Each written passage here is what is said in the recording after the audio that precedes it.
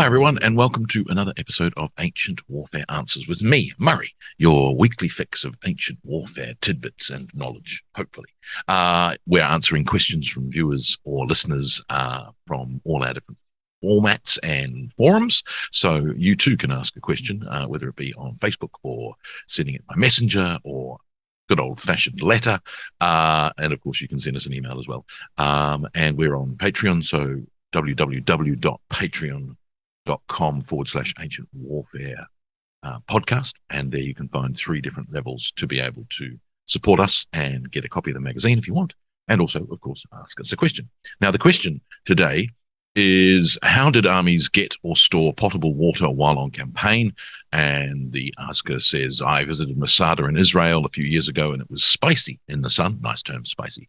The material there discussed the site's cistern system. That is quite a tongue twister. But didn't address how the Romans laying the siege functioned in that heat. And indeed, this is one of those big questions of ancient warfare, and not only in terms of how long an army could last, but also in terms of how large an army could be. We've got stories of Persian armies drinking rivers dry, the Oxus, and several others on their march into Greece in 480 BC, for instance. And we've got several other accounts, which are more anecdotal than provable. But to have a large number of men, you're going to have a large amount of water, or at least access to it. And one of the things we've got going on in the source material is drinking water. And very few of the sources we've got concentrate on what is a very mundane, well, we went and had a drink, we found a drink, we got a drink. Probably Julius Caesar's Gallic and Civil Wars are the only source that really goes into that kind of detail. Even something like Xenophon's Anabasis doesn't really go into quite as much detail as you would expect on that sort of thing, probably because, that would be expected and understandable. One of the interesting things that came out of the 2500th anniversary of Plataea was a study, and that basically pointed out that the most an ancient army could really carry was 3 days of water in terms of, sacks, or they're not going to carry amphora. They're probably going to have amphora transported around with them on wagons. But of course, if you see action, that entire supply of water is in jeopardy. And one of the things, of course, about Julius Caesar's accounts is all of the laying in of stores and getting supplies organized on the march and things like that.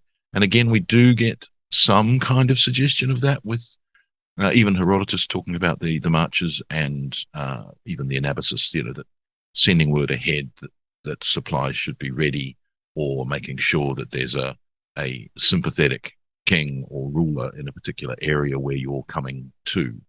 And so you've got all of that kind of access, not even talking about what happens when you've got tens of thousands of men at a particular site and not fouling the water, and, not being downstream of everyone else, and all that sort of thing is if you've ever been camping with, 5 people and you get to a water source, if it's a stream, for instance, and one person does something upstream from everyone else, that ruins the whole experience for everybody. Whereas, here we're talking tens of thousands. So that kind of logistics really does need to be thought about. And so, you've got that idea of you're drinking water. It's, and obviously most of these sites we're talking about, there is some kind of access to water. There's some kind of access to a spring somewhere.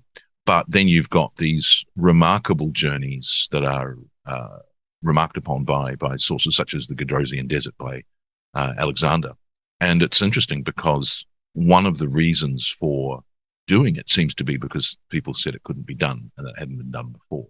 And so therefore crossing the Gedrosian Desert was part of the plan. And of course he succeeded, but we're told that he lost more men doing that than he had in the previous 10 years of warfare. So, worth it.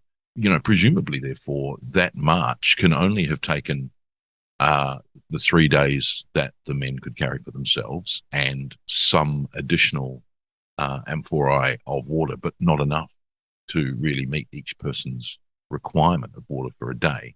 There's talk about, how much water does a person need to drink a day, which does, of course, depend upon how much exertion you are going through. and also whether you're going to be able to replenish it. Now, yes, okay, you can go without enough water for a day, maybe two, maybe a little longer. Obviously, as we're told, if you try and go without water at all for 3 days, you'll die.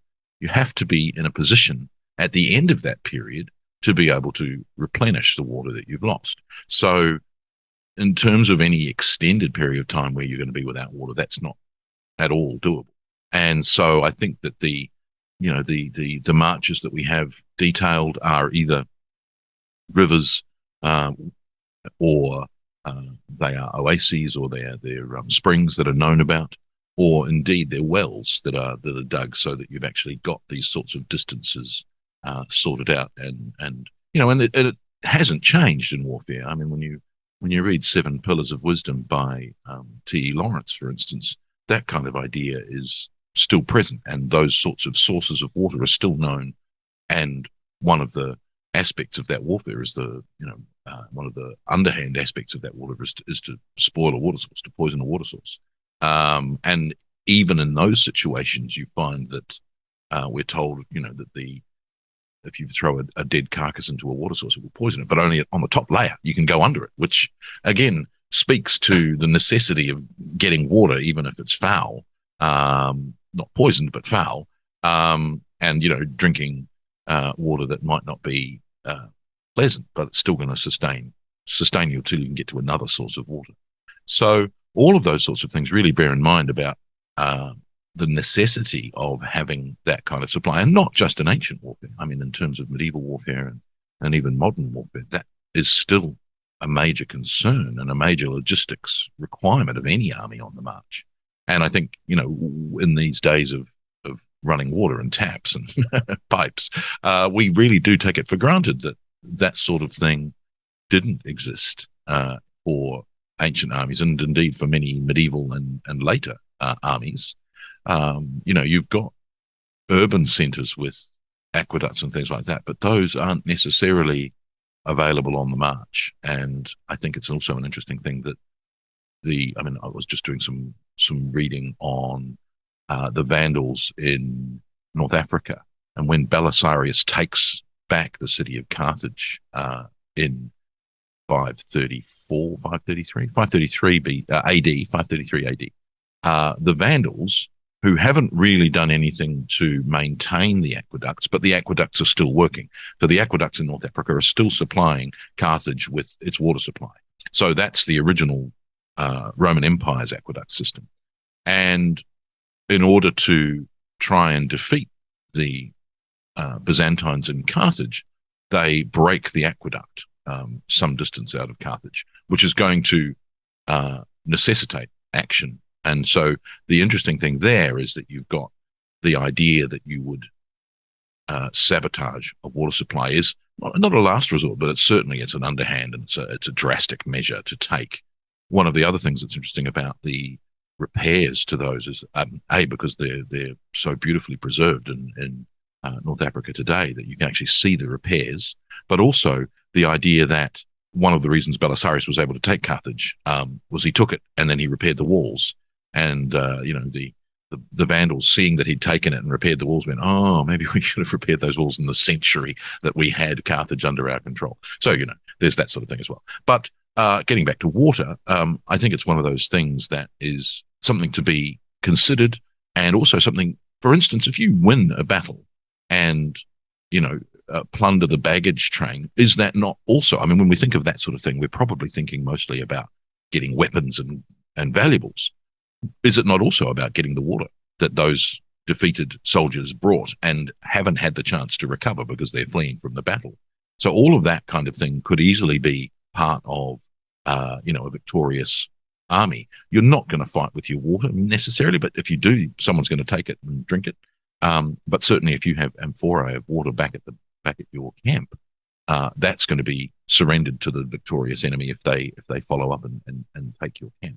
But again, it's a mundane thing to take the water supplies and not necessarily emphasized in the sources, or it's suggested when we get stories of a victorious enemy taking their camp. That tells us, well, of course they did this and they took the food and they took the water. but we don't get that emphasized in the sources. So yes, a big concern for any ancient army on the march would be potable water. 3 days seems to be the amount that you could carry. So you would really need to lay in supplies or make sure you had a source that was on your march and secure in order to maintain a supply of water. Great. See you next time. Thanks. Bye.